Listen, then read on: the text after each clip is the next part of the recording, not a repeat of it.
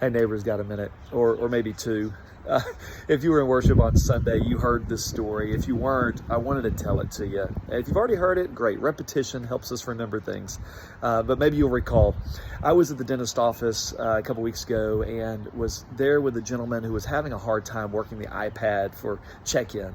And so I went over just to help him. It didn't take much effort to do that. And he got frustrated with the whole process anyway. And so we began to talk. And as his name was called to go in to meet with the dentist, he started to walk away and he got out of view, but then he came back and he handed me this coin and told me thank you for helping him.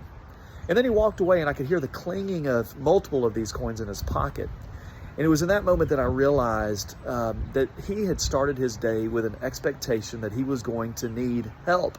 He was going to need someone to perform acts of service on his behalf to help him make it through his day. And he was ready to say thank you and to show his own kindness in response. It's just a reminder that the world that we walk through is filled with people who need help. And Reverend Karen talked to us about the importance of acts of service as a way of showing love to people. And so I want to encourage you again throughout this week to look for ways to serve others with acts of service. Think about things that others may need from you and go and do it with love in your heart.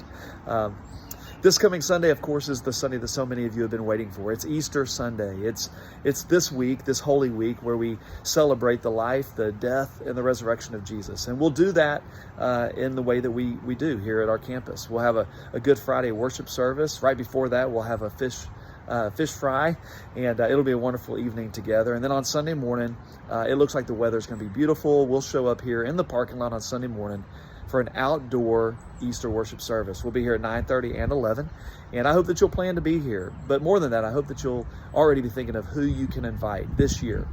There's something about Easter Sunday that's different, that's special. There's something about gathering on this morning of all mornings to celebrate that death has been swallowed up by life, that darkness has completely been overcome by light.